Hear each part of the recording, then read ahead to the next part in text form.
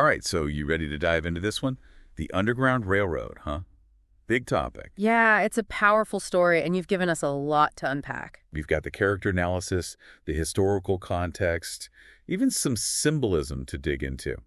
Plus, you mentioned incidents in the life of a slave girl. Yeah, that's a good one. Yeah. A real gut punch.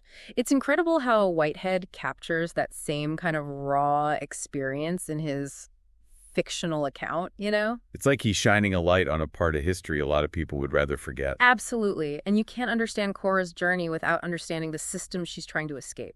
Slavery in America. It wasn't just about, forced labor.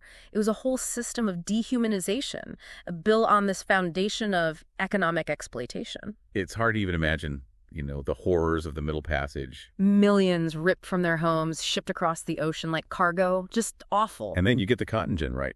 You'd think technology would make things better, but But it backfired, didn't it? Made the system more efficient, more profitable. Slavery became even more deeply entrenched, harder to dismantle. And then, on top of all that, you have the Fugitive Slave Acts. So even if you made it north, freedom wasn't guaranteed.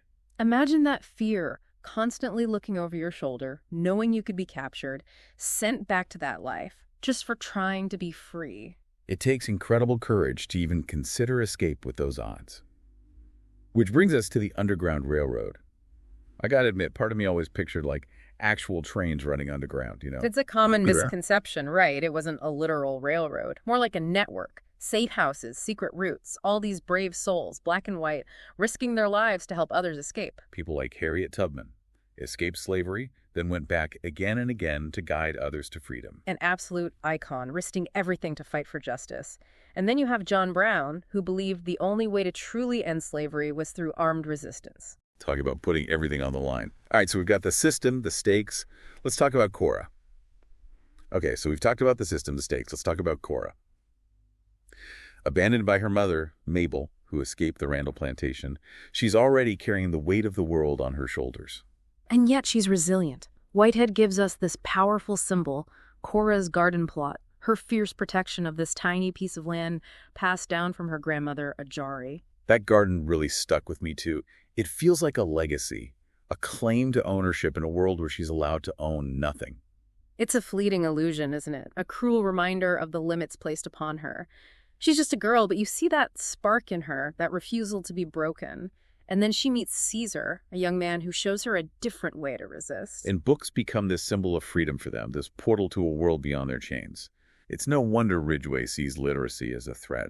Knowledge is power, and he's all about maintaining control. Exactly. Ridgway, the slave catcher, embodies the system's ruthlessness, and his failure to capture Cora's mother fuels his obsession with her, making him even more dangerous. His presence is a constant reminder of the peril facing anyone who dares to challenge the established order.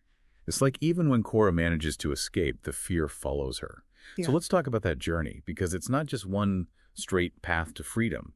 It's a journey through these different versions of America, each with its own unique form of oppression.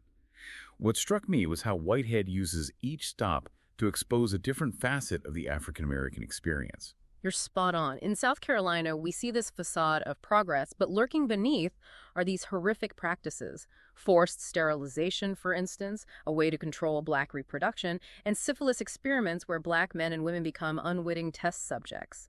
It's a stark reminder of the insidious nature of racism, how it can be disguised as progress or scientific advancement. It's horrifying, the ways in which they sought to control and dehumanize Black bodies. And then in North Carolina, we see a different kind of horror with the Freedom Trail, this gruesome reminder of what happens to those who dare to escape. It's psychological torture meant to break their spirits. And even in those moments, Cora still clings to hope, still fights for her freedom. And that fight leads her to Indiana, to the Valentine Farm, which offers a glimmer of hope, a community striving for true equality. But even that fragile sanctuary is destroyed, reminding us how easily hope can be extinguished. It's a roller coaster of emotions, honestly. Just when you think Cora might find a moment of peace, Whitehead reminds you that freedom is a constant battle. And it's a battle Whitehead brings to life through his masterful storytelling, his use of magical realism, which we'll unpack next. Okay, let's talk about the elephant in the room.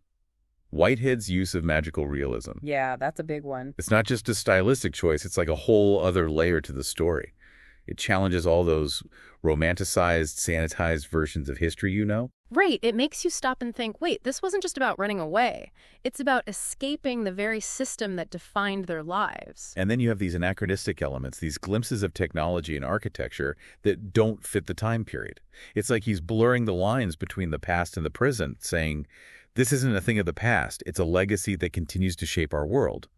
It's jarring, but it makes you question everything you thought you knew. It's like he's forcing us to acknowledge that the echoes of this history are still very much alive. Yeah. And that makes it even more powerful because it challenges us to look inward, to confront our own complicity. Right. There's so much to unpack because Whitehead isn't just telling a story, he's weaving in these powerful themes that linger long after you finish reading. Like the economy of slavery, he doesn't sugarcoat it. He lays bare the brutal truth. Enslaved people are breathing capital, their bodies treated as commodities, their labor exploited for profit. It's a stark reminder of the inherent link between white supremacy and economic exploitation. It's like a system built on the dehumanization of an entire group of people, stripping them of their agency and their very right to exist. And then there's the theme of parents and children, which is so complex, so poignant. Cora and Mabel's relationship, the unspoken stories, the sacrifices they make for each other. It's heartbreaking, but it also speaks to the enduring strength of the human spirit. It makes you think about the weight of those choices, the sacrifices parents have to make, and the legacy they leave behind. And then you have the pervasive theme of brutality and fear, from the torture of Big Anthony to the casual cruelty of the North Carolina townsfolk. It's brutal to read at times. It forces you to confront the dehumanizing effects of unchecked power, the way it can erode empathy and twist the very fabric of society. It's almost like this constant threat of violence and fear. It becomes a kind of weapon, a way to maintain control. And then there's the theme of survival, Ajari, Mabel, and Cora, each embodying different aspects of it. It makes you think about what it means to endure, to resist in the face of such overwhelming oppression. You know, what stands out to you the most from all of this? What themes or moments really resonated with you? It's hard to choose just one, but I think the theme of survival really struck a chord. It's about the strength to keep going, even when it feels like all hope is lost. It's about holding on to that flicker of hope, even in the darkest of times. It's about defying the odds and refusing to be defined by the system. Whitehead really captures that spirit in the Underground Railroad. It's a story about the harsh realities of slavery, but it's also about the resilience, the unwavering spirit of those who fought for freedom. It's a story that transcends the past, prompting us to look at the present, to recognize the echoes of that history in our own world, in the systems of oppression that still exist. It makes us examine our own complicity, and it challenges us to be agents of change. So, as you continue to explore the Underground Railroad, consider this. How does Whitehead's use of magical realism impact your understanding of this history? What resonates with you most strongly about Cora's journey, her choices, her resilience? It's a book that stays with you long after you finish it.